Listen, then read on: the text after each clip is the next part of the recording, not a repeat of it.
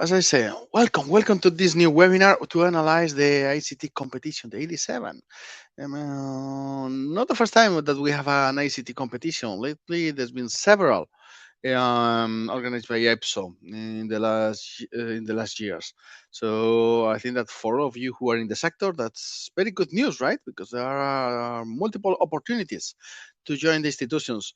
And also, it showcases the importance of the digital world nowadays in the European policy and the needs of the institutions on this kind of expertise, like the one that you have. So, with that in mind, let's go for the menu of today. Overview of the application. We will see the application and the eligibility checks. That usually is the trickiest part, is the one that candidates tend to get a bit more confused. Also, we will share some info on how we see the test or the test and the resources that you will need to prepare them. And of course, again, we will open the mic for or the chat for your questions and comments. With that in mind, we can only have asked you one small thing. Please, we have prepared this based on our experience or knowledge and your questions from many other competitions that we know that you will ask. We know that sometimes we don't follow straight away the order you're expecting. We know that you will have questions, but we ask you only to wait until the end because sometimes, maybe many times, the answer to your question is coming on the next slide. So you don't need to just stop and say, what? This is my question. Yes, but wait, it's coming. So, and if it's not the case, if you still have a question that hasn't been answered during the presentation, no problem. With pleasure, we will answer it at the end. So all questions will be solved, at least if we can. The lottery numbers are not in our scope of knowledge, so don't count on us to know the combination of the euro millions. But if it's about this competition, about an EPSO competitions in general, I think that we can answer that question and we will do it. Okay, so, so one moment. Okay, let's continue. On that part, first element that you should bear in mind, yeah, plenty of spots, plenty of seats. You have for infra, 204 for project management, 228 for clouds and networks, 166, and for data science, 184. So not bad at all. In total, is more than 700 spots or seats in this competition. But it's true that with one caveat or limitation, you can only apply to one field. So, which field is better? No problem. On that part, the best field is the one that you have more experience. Whenever you have more experience in project management or in data science or infra, you choose that one. And don't start thinking of, oh, in that field there will be more candidates than in the other. At the end, start thinking about the potential numbers in each competition. Is tricky and it doesn't help so much. It helps more if you select a field where you feel comfortable regarding the content, and we will talk about the content, or regarding the experience, the criteria of eligibility, the ones that you have to fulfill. So if you have experience, work experience that match the data science and the clouds and networks, to say something. But in one you have 7, 8 years, and in the other you only have 4 or 3. So you are very limited on the number and the years of experience in one of the fields, while in the other you have more than needed. I will go for the one I have more than needed. Play safe on that part because EPSO is quite strict on the eligibility criteria, on the experience criteria. So that's why it's always better if we choose the field where we fulfill better the requirements and also content-wise the knowledge. Of course, if we don't have no clue about the field, despite maybe having a document that say that we have the experience, or maybe you need to look for another field. So that's it as well. Okay.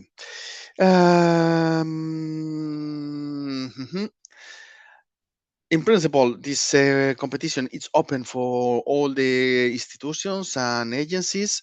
So what is good because it means that, yeah, Brussels is the main place to work in the European Union, but not the only place. I mean, we could think about Luxembourg.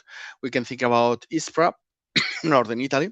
That's the third site of the European institutions by number of employees, believe it or not. But also or some other places where there are agencies, European entities.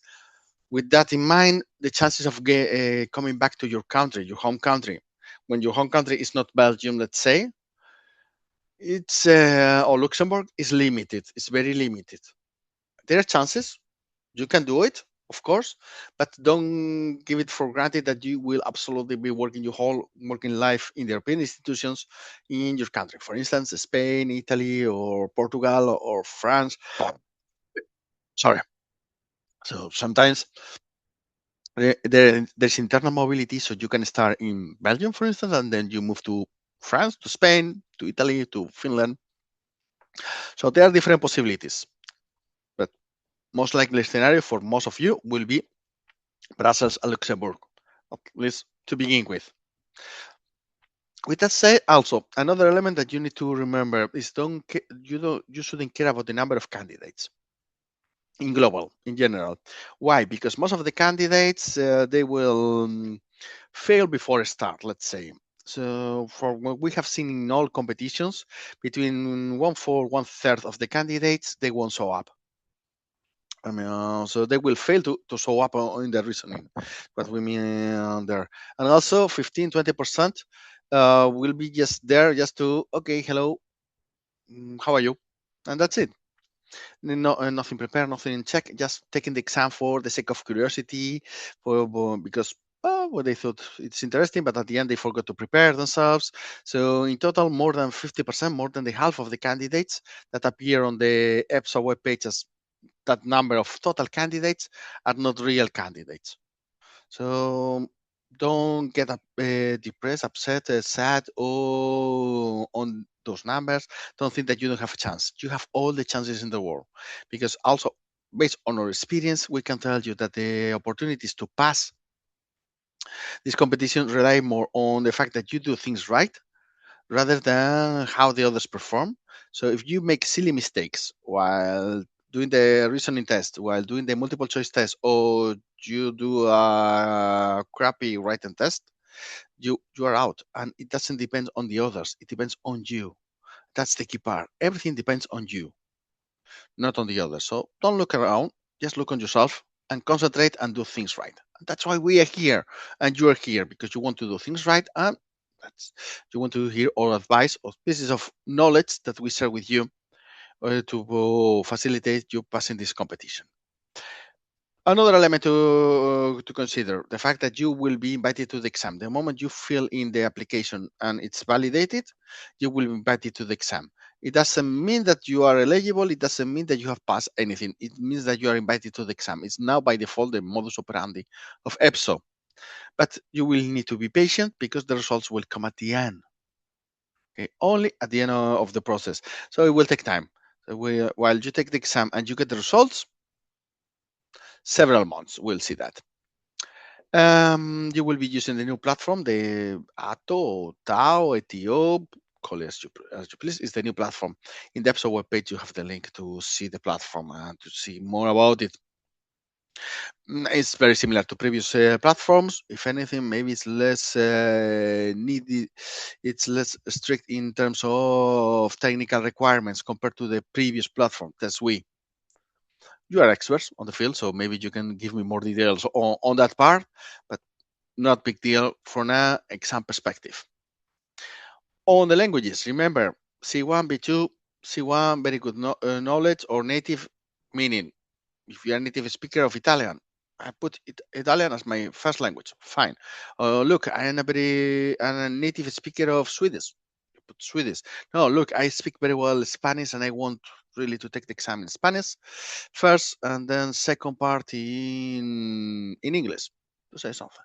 Okay, you can do it. So the only limit is that the language one and language two cannot be the same. Okay, so very good knowledge, and the other good knowledge. You don't need papers. You don't need to demonstrate anything on theory because you will demonstrate your knowledge of these languages through the test that you will be facing. Okay, so you don't need to provide any documents for the languages. So, and here is the division of the languages. So you see, for the reasoning, language one, your native language, fine. Your working language, fine as well. And for field-related MCQ and free text essay, language 2. Again, and which one is better? It doesn't matter. It matters what you see works better for you to perform. Meaning, you can try, for instance, on EPSO web page, there are some examples of exercises. You can try them on the two languages that you are planning to use as language 1 and language 2. And you see what works better for you. Maybe you think that for the reasoning, you reason better in English than in your native language. I'm saying English because it's the most common working language for everyone. That's why. You see that you prefer to do it reasoning in French because you study in the French school, and then the second part you want to do it in your native, that it's Portuguese. That's perfectly fine. It's only try a little bit these two aspects with one small thing for the field related MCQ test. This will be adapted to the language you have selected. English terminology, Spanish terminology, French terminology, meaning that if you usually work in your field in English, don't forget that when you are facing the field related, because sometimes the terminology, the names, the argot, the jargon may change a lot from one language to another. Or it happens that sometimes you are used to work in one language, so you don't know how to use the same terms in your own language. So that's something that you need to consider. Saying this because it's quite common people work in English. So maybe for the field related essay, it's better for you English because it's the language of work, the language of where you have seen all the terminology, all the technicalities of this competition. But if you've seen that all the technicalities in French or in Spanish or in Italian, maybe it's better for you Italian or Spanish or French, whatever is the language. But think about it. Think in which language have you been working most of the time, and in which language you know most of the terminology for the field related MCQ. For the other two tests, it doesn't matter because they will be translated. And the translations will be fine. And for the essay, you get the background document or the reference document in all the 24 official languages. So that's perfectly fine. You don't need any particular knowledge. It will be available. So for your consideration, always. Now let's see the aspect of your eligibility based on your academic background, because it changes a lot, depends how long your studies went. This is an important aspect that we need to take into consideration. So, and even before that, I don't know how many of you have seen this, but just to be safe, I'm sorry, I'm sharing it with you. This is an announcement from EPSO that they have some technical problems with the platform. I think by now everybody knows, hopefully. But if it's not the case, just read it, please, and follow the instructions in order not to have any issue when filling in your application. Because otherwise, you will have the frustration of having to fill it again. It's not safe. It gets deleted if you don't follow this procedure. So, just in case, people take good note. I mean, we haven't seen in EPSO webpage any indication that the problem has been solved. So it may still be happening. It doesn't mean that it's going to happen to everyone, but it happens that it may happen. So you know it, you've been warned. So take into account if you're filling in your application or you have filled it in already, check it, check your application that nothing has disappeared, that everything is there.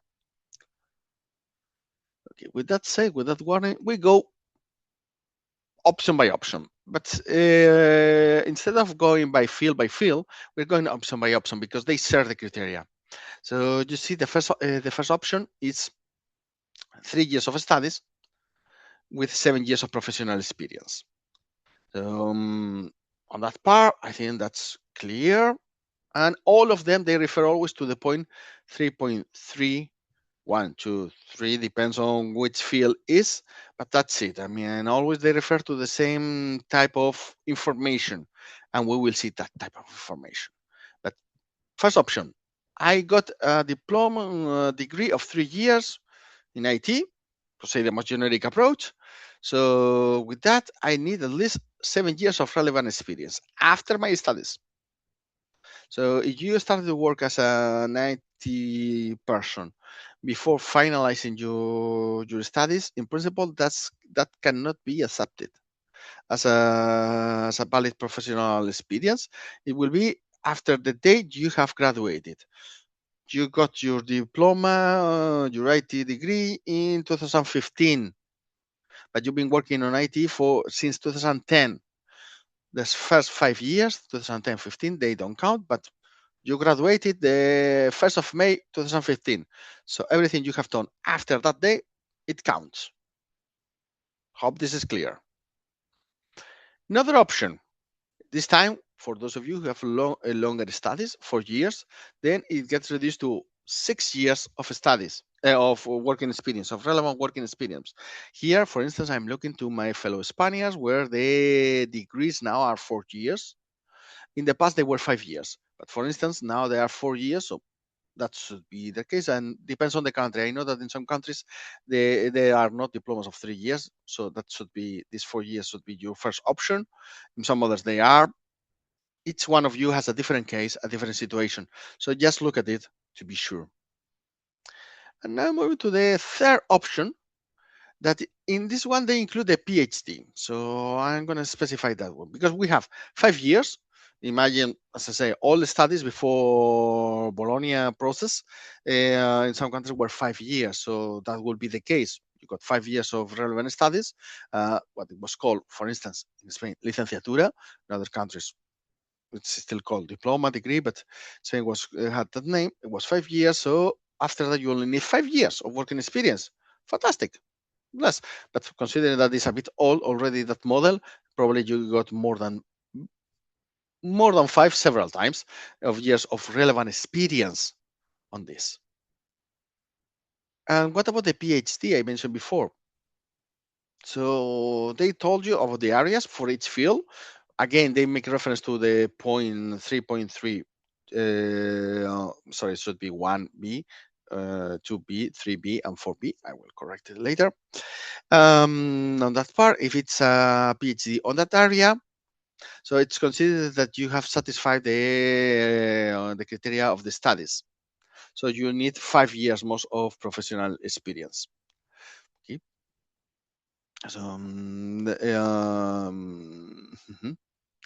so it's important to have that in mind in case you're coming from academia and you did your PhD. It can help you. Also, as well, remember that you already have the degree and you don't need the PhD to satisfy the studies. You can the PhD it counts as 3 years of working experience. Okay, so and especially if it's in the area of the competition, then you already got 3 years. That's good. And then let's go for the final category. That is the one that when you don't have a degree that is in the area of the competition. So it's at least 3 years. But what if I have a degree of 4 years? That's fine. I mean, it's at least 3 years, 3 or more years of studies. That's fine. In an area that is not listed in a point. So, I mean, but still, imagine you study law, for instance, but by chance you like computers, you started to work on computers and you've been working on data and clouds and servers and many IT things for many years, despite studying law at first. So you could be in this category. So I got a university diploma or university degree, fine, and I got my 9 years of working experience. Instead, if you are in the data science field, that is 8 years. That's the small difference. They ask for less, but for the rest, all equivalent and no problem. So meaning that this competition is literally open to anyone who has enough relevant experience in the field. So the fact that you don't have a degree matching on the list is not a big deal.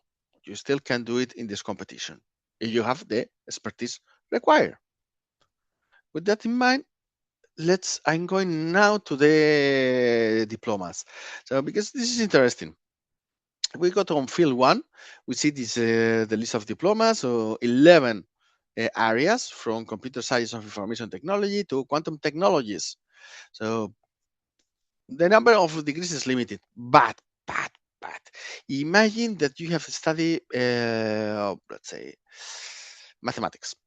Your diploma say you're a mathematician, but your studies were purely on IT, on artificial intelligence, on computational linguistics, on high performance computing. So explain that.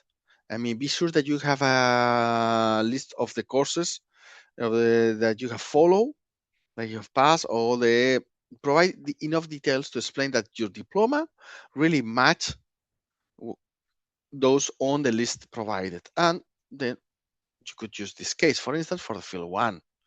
Otherwise, you still have the option four, meaning any diploma plus 9 years of working experience. But if you can save some time, and why not to explain things correctly so you are sure that you fulfill the eligibility criteria with less years.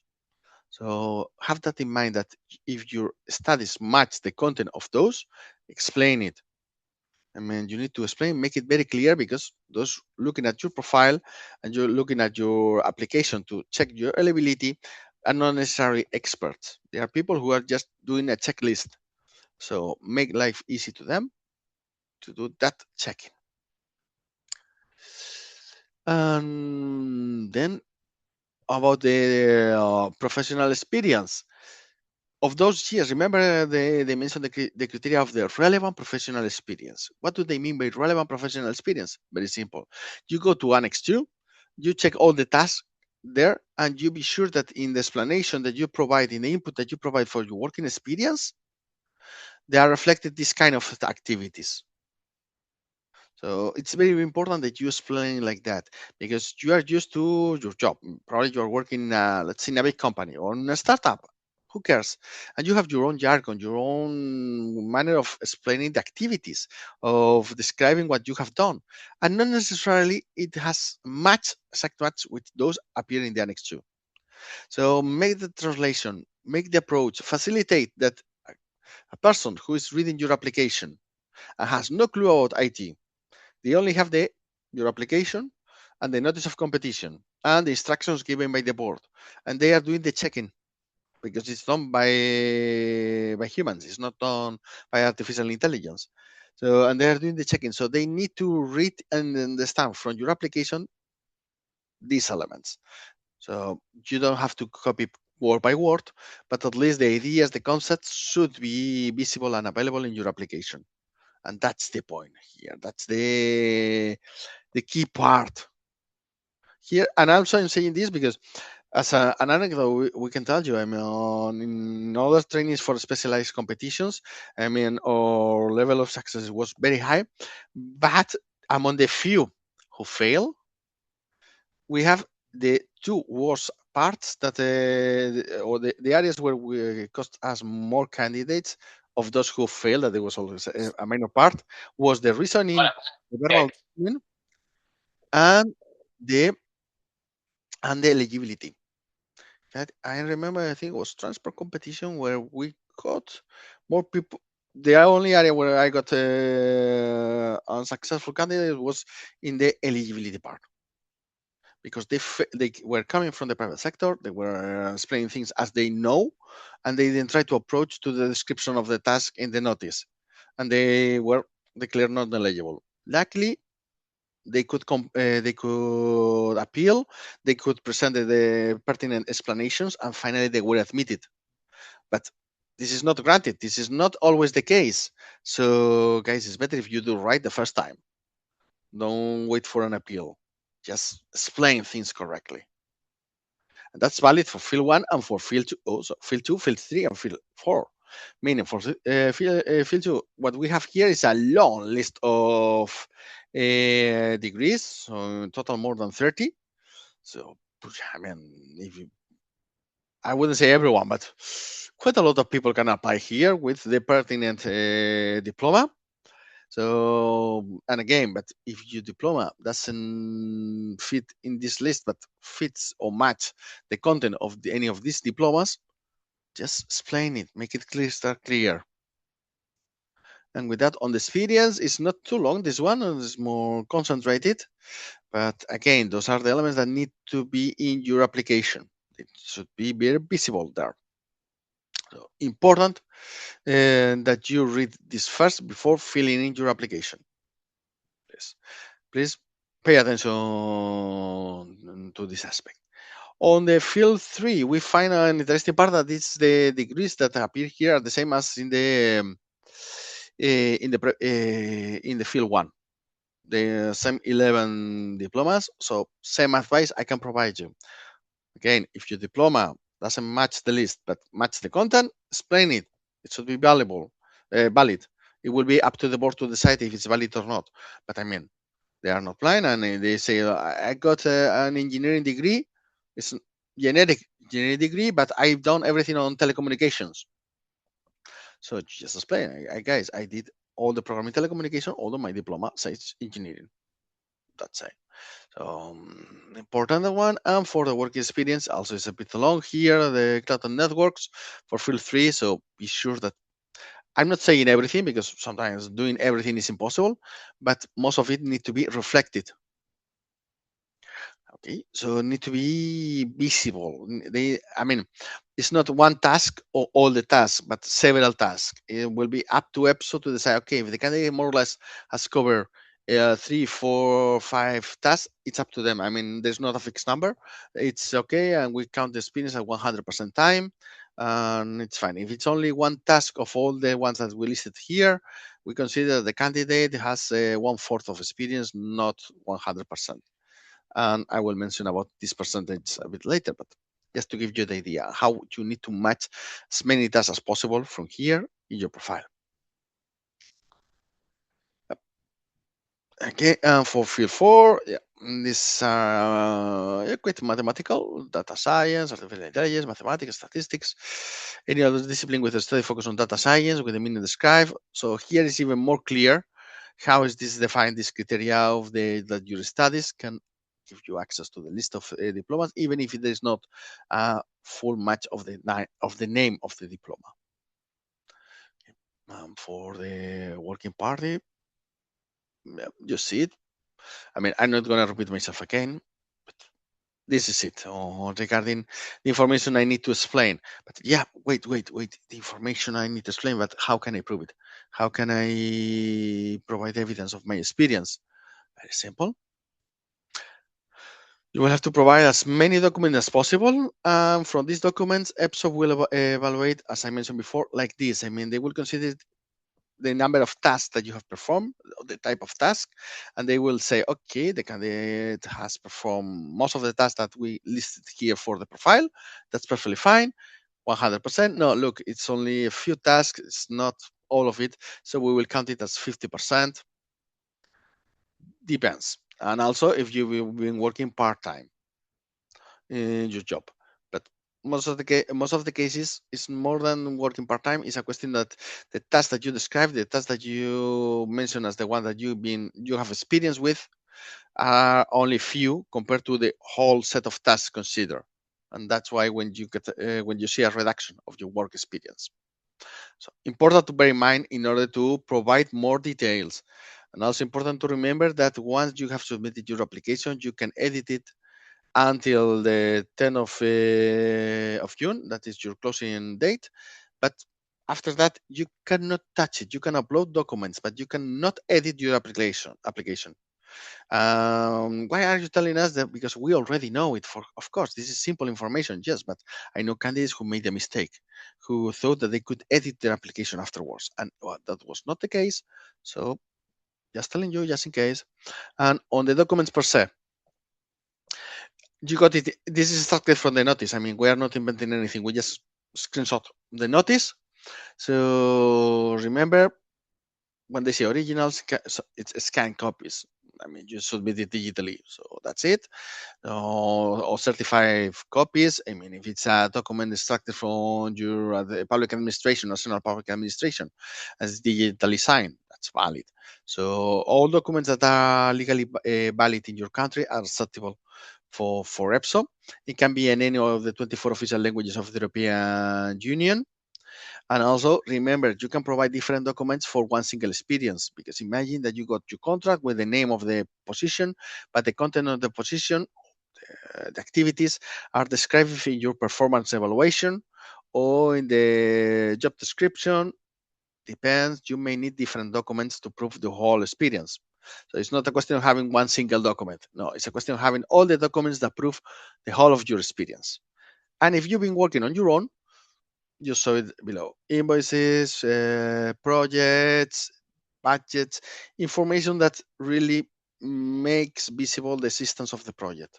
You need to be consistent on this part. I mean, if you just say, "Oh, I've been working on my own for 2 years as an IT guy," okay, fine, but what have you done? Oh, I don't have evidence. I don't have nothing.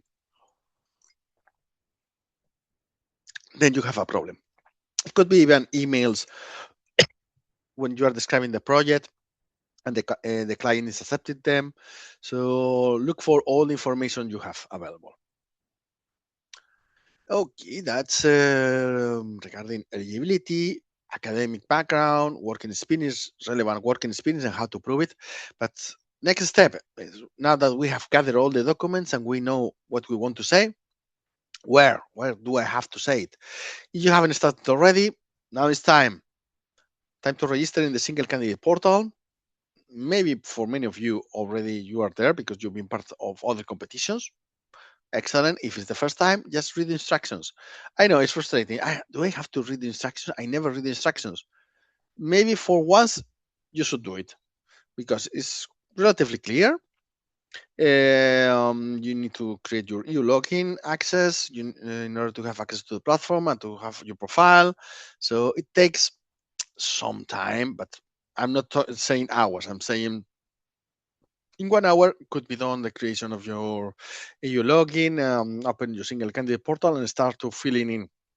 And the application itself can be filled in quite fast, quite fast. So, but take your time. I mean, you are not in a hurry. You have until the deadline, until the 10th to deliver. So give yourself time. I mean, don't deliver the last day, but don't do it too fast because silly mistakes happen at the moment, and then you're doomed. With a new model, with a new platform, it's important to remember that well, you have to click on the boxes that you see there, and also the part of the CV, my CV, is automatically completed from the platform. So when you are creating your profile, you will be asked to fill in your CV. And what the platform does is that when you are in a new application, it takes the information from your CV into your application. And then it gets frozen, meaning that if you introduce any change, any modification in your CV after, in the application, it doesn't change. It stays as it was when it was imported, the information. This is important to remember in case you introduce, because there are candidates who feel afraid of changing their application. No, I already applied for a previous competition in EPSO. So what if I change my CV? Will that have a negative effect? Not at all. It's independent. So that's the good point. And also the beauty of the new model of the new platform, that you fill in the application and you don't have to fill it again from scratch every time that there's a new competition. Here, at least you keep the bulk of the application is still there. Of course, in your application, well, you will have the on the menu the different published competitions, and then the quick links for that to fill in your CV.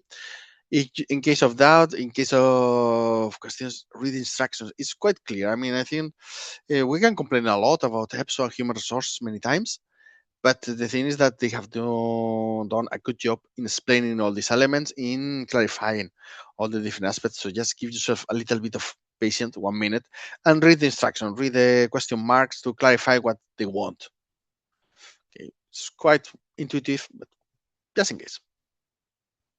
In the application, in your CV, you can provide a lot of details about your job experience. As you can see, the position, the company, and you can add more details. So that's interesting. That's useful for you. Provide more details, but it's not marked with a red mark. It's not compulsory. Yes, sure. but it will help you a lot if you explain your experience, if you provide the details on what you have done. Because I know I've been working as an IT manager in my company for 20 years. Doing what? Oh, yeah, IT manager. That's clear enough, right? No, it's not clear. They don't know. There are many kinds of IT managers. There are many kinds of activities that you can perform in 20 years. So they need information. That's why it's important you apply it here in your form, and also you provide the documents to sustain that experience. Also, you can add, as you see, a lot of files there. There's a limitation of a space, but I mean, it shouldn't be a big deal. I mean, sacrifice some quality on the report or on the text. That shouldn't be a problem. But just be sure that the document you upload is readable, that it has no issues to be open or anything like that. In principle, not rocket science to fill in this application, but takes some time. So especially if it's the first time, if you already have done it several times, not big deal. But for the first time, yeah, well, takes a bit more. Fine. I mean, it's a tiny price we pay to participate in this competition and to get a great opportunity in the institutions, right? Also remember, you will see on the platform, on the application, all the different steps in which one you are. At the bottom it will appear the elements that are missing. So play a little bit with the interface. You will see that I think it's quite nice, and it's quite helpful to know that nothing is missing on your application. And then the important dates. You have until the 10th of June, noon, to submit your application. Don't leave it for the last day.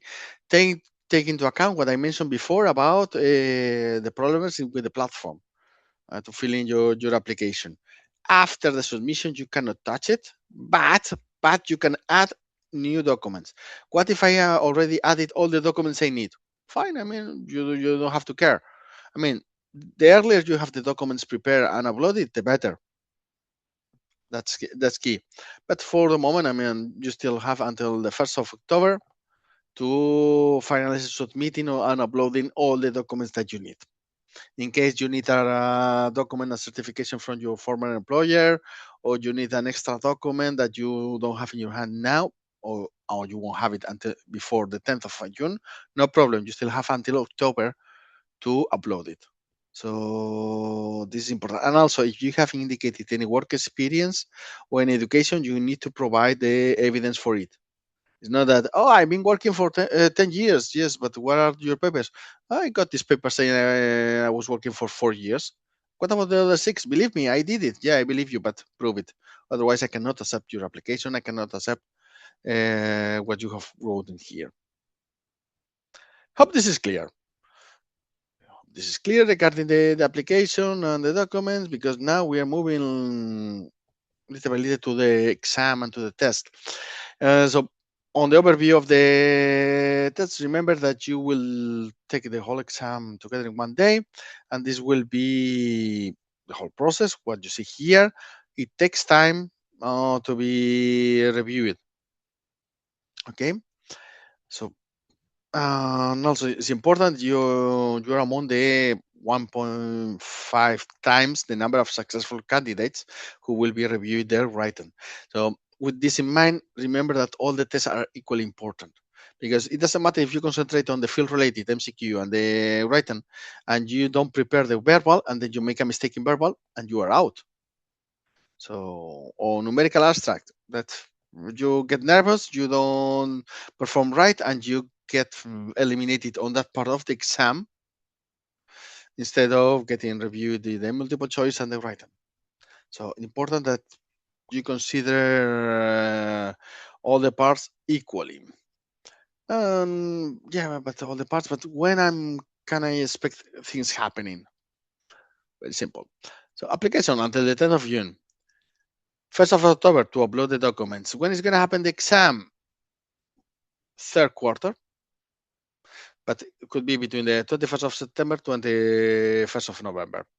So it's unclear. They already mentioned that competitions, for instance, auditors that goes before you, exam will be happening after the summer break. So yours should be, to some extent, after the summer break.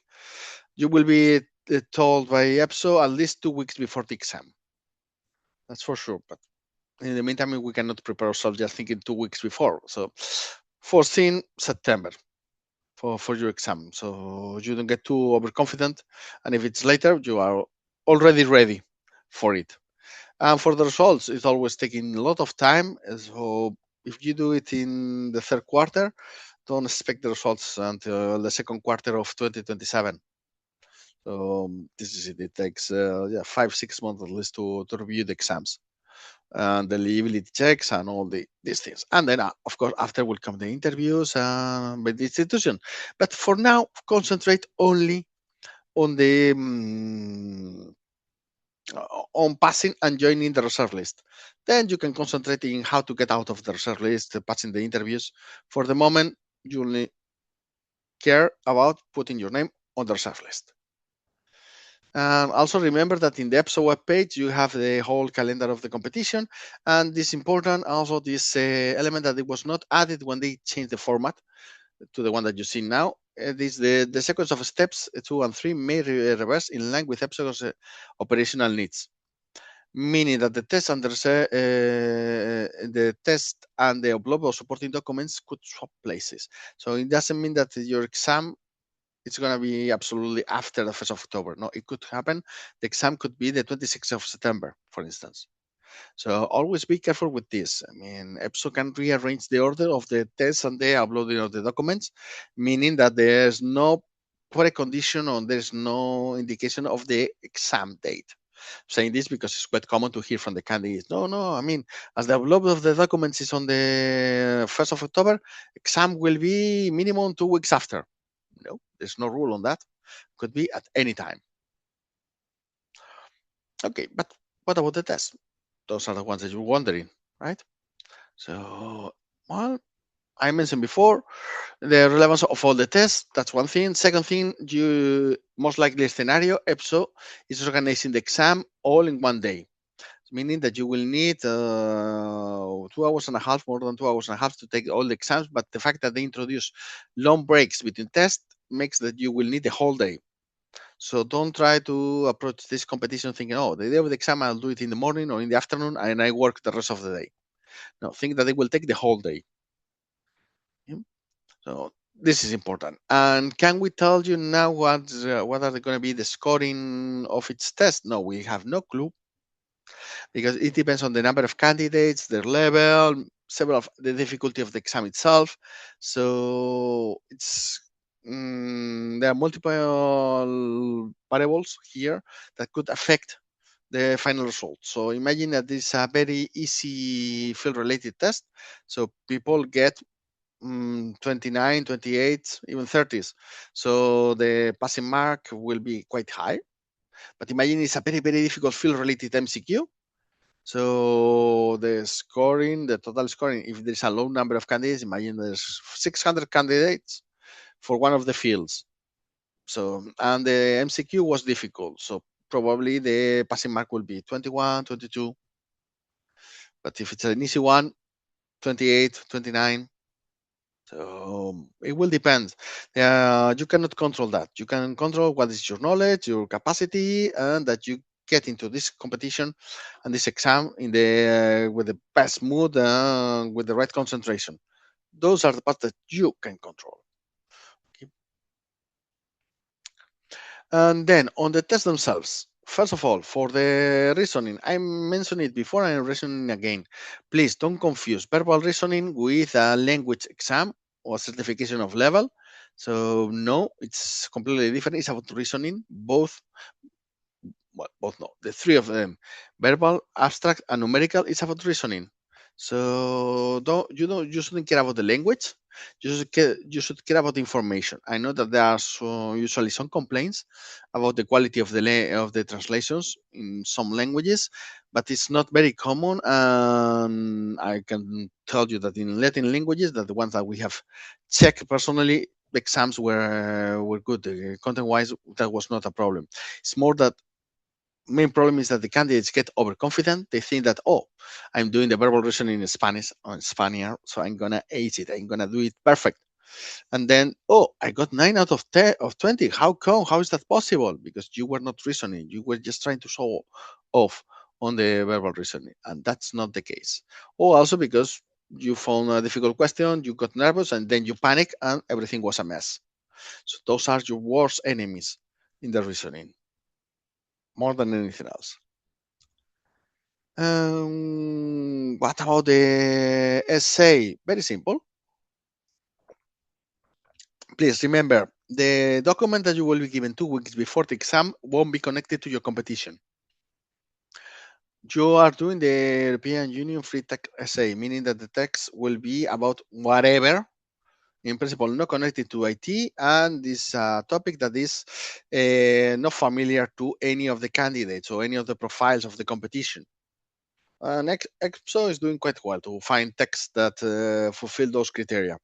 So if you want to have an idea, you can go to other competitions, to previous competitions, and check, because usually it's still published there, the booklet that they use for the competition. And on that part, important also to remember this, as this is an exam that is not based on knowledge. It's an exam designed to address or to assess your communication skills and capacities. So that should be fine. And with the caveat that this communication is assessed in 5 different anchors. So the structure, you need to produce a text that is well structured, focus and on the point. Remember, quality is not quantity. So writing a lot doesn't give you more points. Writing less but more meaningful gives you the points.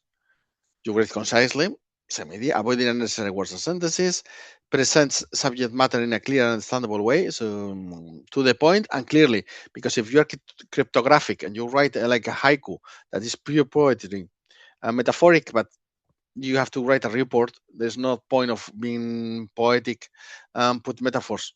You need to put concrete information with the relevant aspects included. So concentrate on delivering in a clear manner. And also, when talking about clear manner, that will be given also by the audience, not the same if you're writing to experts that you are writing to general public or to journalists or to politicians. So you need to adapt your message to the audience. And also, last but not least, use the booklet. Don't invent. Don't, oh, I will invent everything and they won't notice. No, they will notice. You are supposed to use the information, the materials, the input from the document that you've been provided. In overall, the test is not so difficult. If you are given the whole day to do it, you will do great. But if you try to do it in 40 minutes, then there is challenging, because when you try to solve an exercise like this in 40 minutes without preparation, it becomes a real challenge. I mean, not many, if anyone, can finalize with a good exercise done in 40 minutes without previous preparation. So for you as candidates or advice, when you get the document, dedicate time to prepare this document, to analyze it, and to see potential scenarios. Because if you get into the competition without preparing the document beforehand, it's going to be very, very difficult to get it through. That's for the writing, but we are approaching it now the end of it. That is the multiple choice. So you got 40 minutes, 30 questions. Time is not a problem. Candidates tend to finalize in 20 minutes, more or less, 20 something. So you got more than enough time to finalize. And don't consider the 15 out of 30, because usually the stress goals are higher. So from 21, 22 to 28, we've seen. Depends on, as I say, the difficulty of the test, the number of candidates, and so the other multiple factors. So important, you go to annex to check what could be the input, the ideas, and let's see some examples. And as well, when we mention horizontal questions, we mean that if they are very sectorial specific, could be, but in terms of regulation, in terms of aspects that are more generic of your fields, always think about the European approach, not the local approach. Imagine that you are using the national regulation on a specific matter or technical matter, but there is an European regulation. So always consider the European one, because it's the broader, the horizontal, that covers more terrain. Okay, so example, this is the typical Annex 2. In this case, for Field 2, they describe the different tasks, and we try to translate. We did our best from Ya Somos Europeos to translate this list of duties into some ideas of study. There are some ideas. We are not saying these are all. This is not the whole of it, but I think it's a good starting point that should help you to deal with this test. So for the field number one, so database administration, enterprise, ENISAS, that's the digital agency of the European Union. It's important that you're familiar with the Cybersecurity Act, the NICE directive. In my view, some of the technical knowledge, the European horizontal technical knowledge, overlaps in several fields. Personal view. It's true, I'm not an IT person, so check the four fields and see if there are aspects in common. Okay, so because sometimes it can help you. And from the perspective of this presentation, check that because maybe some of the ideas that we put in one field will help you in another field. Okay, so I'm in field two, but should I study maybe cybersecurity? Read it, check if it applies or not. Because at the end, EPSO doesn't publish the list of content for the multiple choice. They don't give any insight. So Annex 2 is your best friend, is your best ally in order to foresee what could be the list of contents that you need to cover.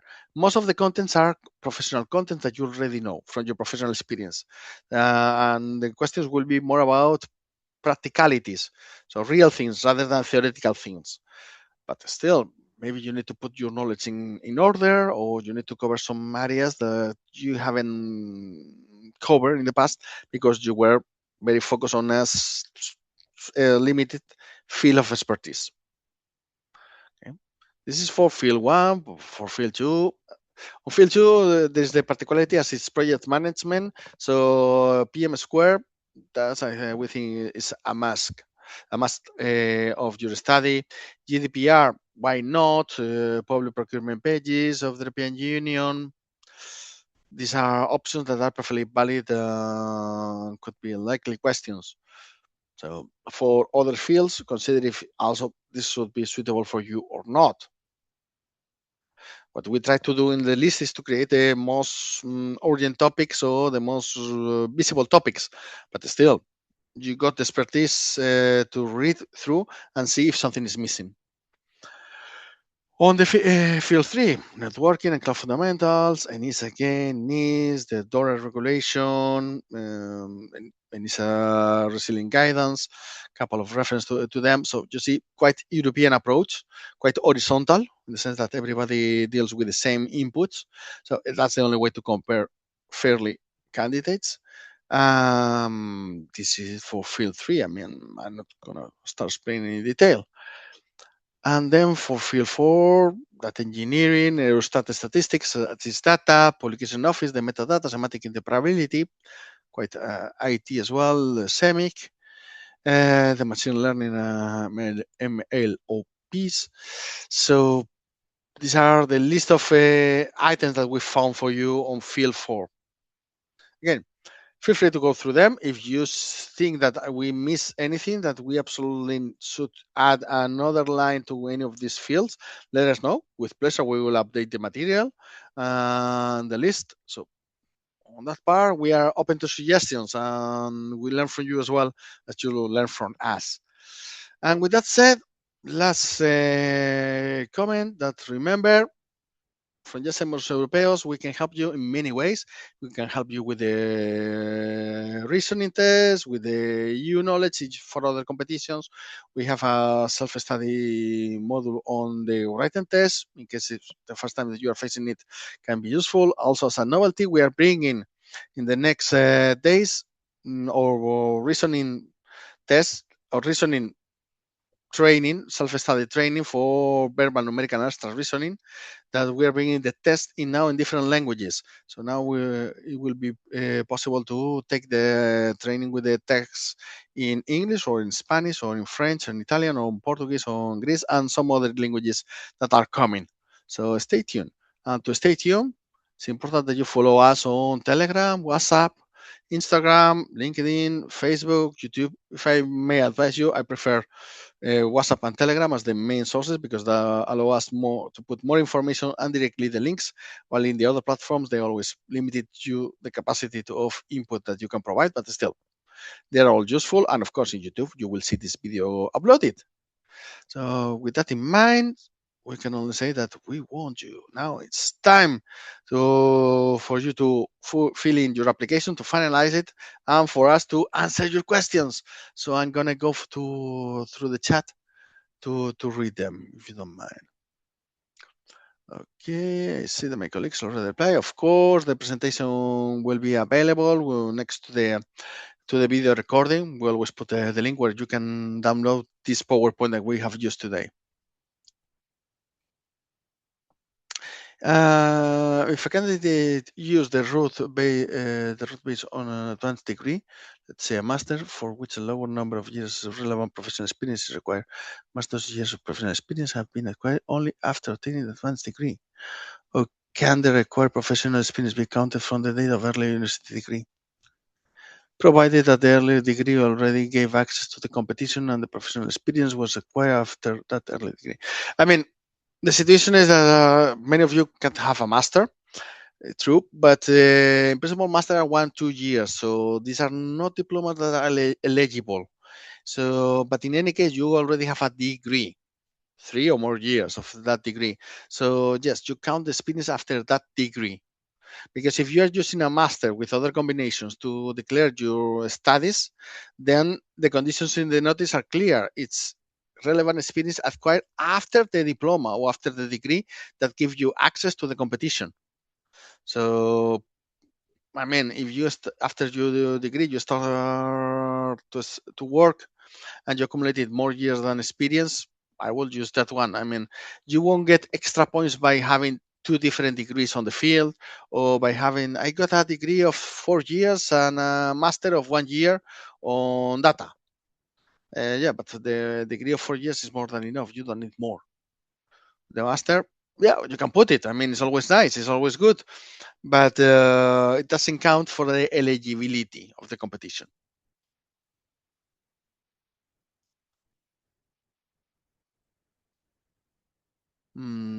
Applying to own, for example, bachelor. Then, so well, I mentioned if you already got the diploma of 3 years, the bachelor first, and it entitles you to participate in this competition, meaning it's in the area of the competition.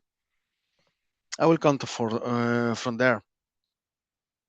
I mean, because otherwise, if the master is in IT, but your diploma was not in IT at all, it's the four case. I mean, the master is too short. They mentioned PhD, but they didn't mention master or any other kind of equivalent studies. If one has worked as policy officer and only indirectly on project management, but has done trainings and worked closely with project managers, will be on eligible. Uh, I mean, the thing is that uh, you need to provide evidence of that experience. So you have the documents that say that you got experience, and in overall, thanks to your parkour, your path, you have the knowledge needed. The multiple choice should be feasible for you, so you should score well and pass it, no problem. But above all, the limitation is the one that you can provide as an evidence. Opposite case, for instance, those candidates who've been working or potential candidate who has been working in the sector, in IT sector, in areas of this competition, but he's been working in black, meaning he's been working without contract for several years because the company was paying him or her a lot, but without contract, without any formality. So this person has no way of proving that has been working on the sector for many years, despite earning his money or her money, despite doing a lot of tasks relevant. But if this person cannot get any official document saying what he or she has done, you're doomed. So working as a policy officer could work perfectly well. You just need evidence that connect to the domain of the competition.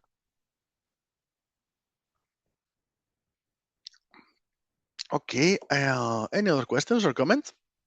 Sorry that we are overextending a little bit, but would like to cover your questions well.